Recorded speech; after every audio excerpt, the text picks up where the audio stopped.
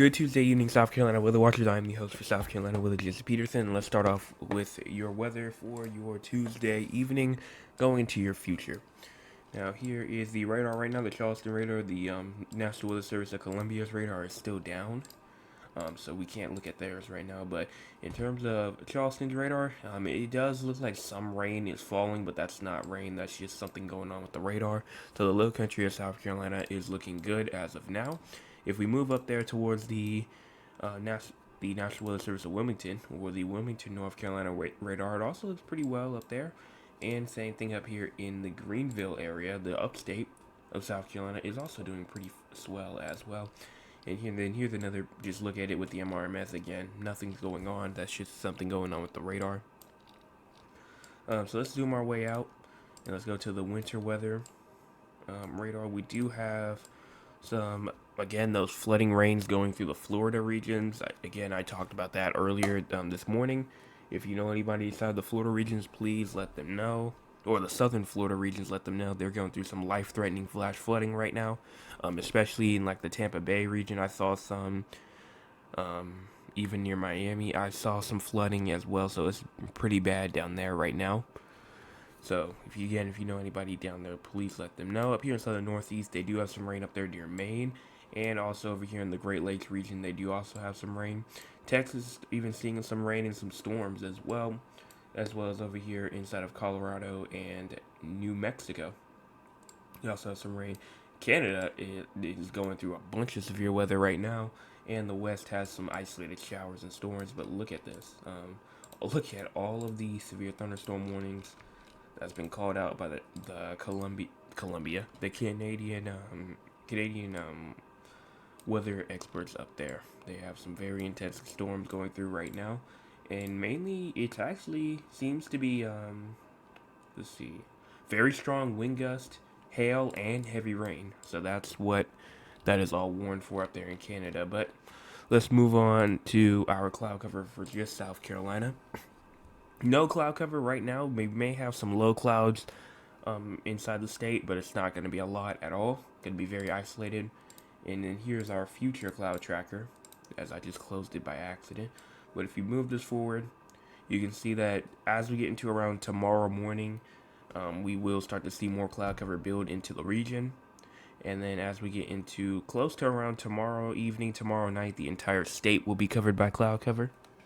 And then continuing on into not tomorrow morning, but this is Thursday morning, somewhere around here. Again, cloud cover covering the entire state. And then as we go into Thursday night, the cloud cover is going to try and move out the way as we get into our Thursday. Here is our current temperatures right now: 70 in Rock Hill, 71 in Greenville and Anderson, as well as 75 in Augusta, 73 in Savannah and Charleston, as well as 73 at Myrtle Beach and Sumter, Florence as well. Here's our low temperatures for tonight. Low temperatures are actually going to be around 70 in Columbia, 71 in Barnwell, 75 in Hilton Head and Charleston, 74 in Myrtle Beach, 72 in Georgetown, 71 in Moncks Corner, 66 in Rock Hill, Spartanburg, Greenville, as well as Lawrence and Greenwood, 68 in Anderson and Newberry, South Carolina. No precipitation is expected really for the next 24 hours unless you're in that little tip down there just south of Hilton Head Island, where you have just a small chance to receive some couple of sprinkles, not really anything much at all. No severe weather is expected for today, or pretty much for the next 8 days, I should say.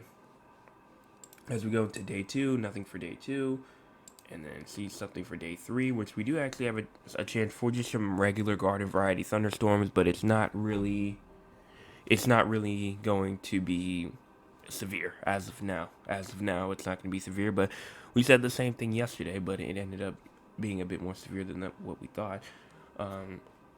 But as of now, it's only just going to be a regular garden variety thunderstorm. Here's our WPC outlook as well. If we push this to tomorrow, nothing for tomorrow. Same thing for day 3, day 4, and day 5. So we're good in terms of excessive rainfall. Again, can't say the same thing really for Florida, really. Here is our tropical cyclones and disturbances map. As you can see, we have this low pressure here. Has a 10% chance of forming over the next the next 48 hours, but has a 20% chance of forming in the next 7 days. So here it is right here. Pretty much a broad area of low pressures producing showers and thunderstorms. As of now, as it's crossing Florida right now, it's really going to bring just Florida some heavy rain and some gusty winds. I heard reports that they had around a 40 to 45 mile per hour wind gusts near the Tampa regions today and throughout the West Coast. So the gusty winds are occurring with this low pressure right now. And as it moves all the way up to the east and the north and east, it does have a chance to develop some. It's not going to affect South Carolina at all, really. Maybe a couple of droplets of rain, if anything. But it's nothing that we have to worry about right now. Or ever. Here is our GFS model for the future. If you push this forward, you can see again, there goes that low pressure that we were watching. Again, not really watching for much. Obviously, it can bring us some tiny light showers maybe, but again, nothing too bad on like the 16th and maybe even the 17th as well. But then as we get to the 18th and 19th, where we're looking good, then the 20th comes around, and the same thing with the 21st, and we get a huge amount of moisture from this low pressure down there in the Gulf of Mexico. That brings us a bunch of moisture as well, and this is probably not going to happen. This is most definitely probably not going to happen, but this has a strong Category 3 hurricane hitting the New Orleans region. Again, this is probably not going to happen. We're a bit too far, we're way too far out to talk about this. This is going to change over and over and over again, but this is just what the models are showing right now, and it has it kind of bringing a lot of moisture to South Carolina as well, in terms of heavy rainfall. So, we'll be monitoring, but I don't think it's going to be really anything too bad. But from now until I'd say the near future, I remember I said after the storm system passes, where the high pressure is going to try and take over, and it's going to be taking over until I'd say around the 16th or so, because I'm trying to look at it. I'm looking through it now. I just don't see really any chance of rain going through for the 16th as of this model run. But then as the 16th and the 17th arrive, maybe there's a chance, and then we have this huge kind of tropical disturbance right here that's going to bring those apparently not catastrophic conditions, but some damaging condition to the Louisiana area, and then it's going to curve and come back through to South Carolina, probably bring some gusty winds if anything. But again, too far out to talk about it, so I'm not going to go too in depth with it. No upgrades as well to our drought monitor map as well. And now I do want to talk about this because we were just talking about this last night, but here, let's check out what the National Weather Service at Charleston has to say. This will be our weather news for the day. Here it is. They said, the National Weather Service at Charleston says, breaking. The damage survey team from National Weather Service at Charleston has determined that the strong downbursts impacted portions of Somerville and Latson yesterday. Peak winds were estimated to be 80 to 85 miles per hour. There was no indication that a tornado occurred. And pretty much, here's kind of the path that it took. It went all the way down there inside of Jacksonboro. And that brought it up and intensified a little bit. It went through kind of if you're in the Somerville area, if you know the Ashley Ridge High School, it went through there, came up, and then it went through kind of near I'm trying to think what location is right here. Went through the Sangaree areas for sure, and then that's where most of the actual damage went through. So if you can see this map right here, and you can kind of assume what's inside the path here, you can see this is where the storm went through. It went up, and that's where it went through. So that's pretty much the path that it took, and this is the path where it got those 80 to 85 mile per hour winds through. Now there's also another one as well, and if you push it back and then go to here, just some advice. It says last night, parts of Somerville, Goose Creek, and Latson experienced a severe thunderstorm with straight line winds. Straight line wind speeds can exceed up to 100 miles an hour. Understanding the risk can help you prepare for these events. And it pretty much just says straight line winds can exceed up to 100 miles an hour and affect large areas. Strong winds can knock over semi trucks, trees, and power lines. Stay indoors and away from windows. Avoid trees, power lines, and objects that can blow around. And then, if driving, slow down and keep 2 hands on the steering wheel. So that's pretty much what everyone should have done yesterday. If you did not, well, now you know. So let's talk to the audience now. Let me pull this over here. So let's talk with the audience. If you guys want to be a part of the audience, you can by joining us at 9 o'clock p.m. Not tonight, but hopefully every other night around 9 o'clock. So let's talk. Hi Joseph, hello to you. Hey Joseph, I hope you had an awesome day. I sure did. And then cousin says, good evening, Weatherman. Hope you had a great day today. Love you, Cheryl. Thank you. I did have a great day today. It was, pretty. It was kind of boring at first, and then it got more eventful as it went through. So let's go and do our San Antonio and then our Raleigh forecast, and then that's all that I have in terms of that. So I'm going to move down here to San Antonio. And as of now, you aren't receiving any types of precipitation right now. But here's the ARRR. And we're going to go do the 0Z because that's the more updated model. And here around 9 o'clock, did you all see rain in San Antonio around an hour ago? Because that's what was forecasted pretty much. But you do have a chance for some more precipitation again at around 2 o'clock in the morning and around 5 o'clock in the morning as well. So it's going to be off and on rain tonight. And then continuing through, you may see a thunderstorm tomorrow at around 5 o'clock. So you're going to have to watch out for that. And then other than that, that's all that I see in terms of rain.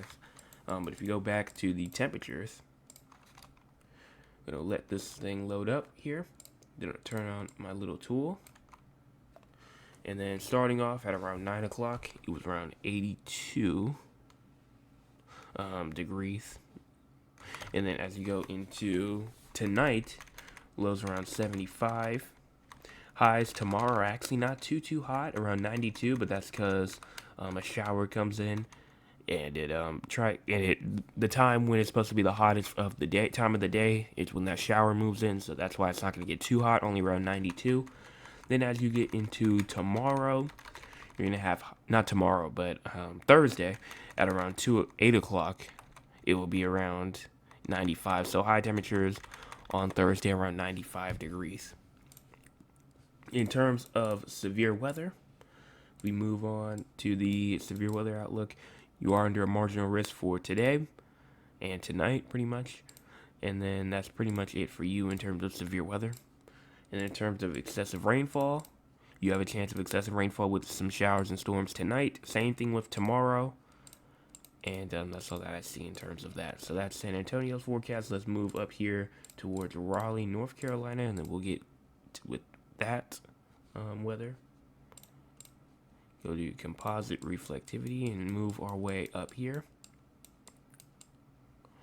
Gonna go down to here and then move this backwards. Go to the 0Z. This thing load up, and then as you continue through tonight, not seeing anything pretty much for all of tonight. Same thing with tomorrow morning and tomorrow just in general. And then if you go into Thursday, nothing for there either. So instead, let's go and look at the temperatures. Move our way back, and then starting off, that was around 9 o'clock on Thursday. It's going to be around 85 degrees, but go back to tonight, low temperatures around 63. Then tomorrow, high temperatures around 86. Tomorrow night, low temperatures around 64, and then high temperatures for Thursday around 90. And in terms of severe weather, let me move this outward. No chance for today, tomorrow, Thursday, or any other day. So you're good in terms of that. And then in terms of your hydraulical outlooks, no chance for any type of excessive rainfall for the next 5 days. So that's it. In terms of that, and as of now, it's not raining there in Raleigh now. So that's pretty much all that I have. I don't have anything else that I have to really say. If you guys have not had cleaned up like any of your yards yet that got impacted by the storm, hopefully you can get out there tomorrow and do it. And some people are still without power. I know, that's what I know. Actually, yes, let's go and look at the power outage map. I forgot to do this yesterday. I should have, but I did not. So let me go. Here it is right here. Again, we're, pretty fine everywhere else, but then one in like Jasper, none in, two in Charleston, like 194. Yeah, there's still 194 people in Berkeley. I mean, not Berkeley, Dorchester County without power, and all of them being with Dominion Energy as well. But if you go to Berkeley, this is where the most people are without power still, because that's where probably the 80 to 85 mile per hour wind gust went through, near like the Latson region. Around 586 people are out, which is about 0.47% of the county, and all of it is with Berkeley Electric. So everyone else, well, there's two with Dominion, but most of it is with Berkeley Electric. Everyone else is fine, and because all of them are like up there in like Santee, Sumter, places over there.